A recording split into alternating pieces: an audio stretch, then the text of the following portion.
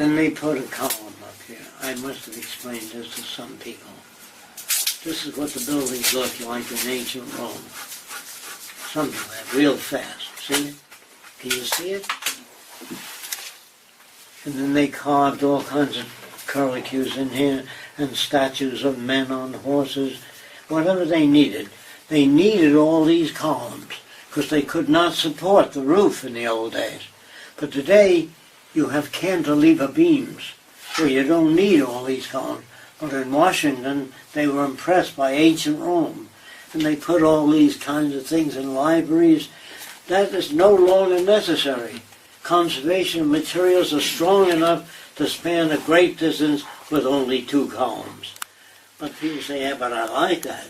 Well, you're wasting resources. Either you house the world, build hospitals all over the world, but if you use these columns, you're wasting existing resources.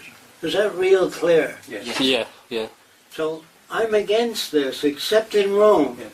If we go to Rome, I want to preserve these areas so people can see what things used to be like. I'm not against destruction of the pyramids.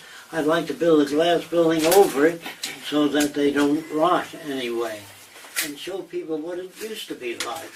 But I'm not against building a pyramid building. I don't know what that would serve.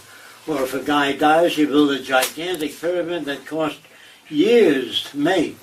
And there's one guy buried in it, and his slaves, which are killed, so he'll have slaves when he gets to heaven. I don't know if you know that. But there's so much stupidity in the world. God says, I like a pyramid. I love these columns. That means he doesn't give a shit about other people. I do. Because we're moving from vanity to utility. Yes. That's basically That's a hard thing to get across.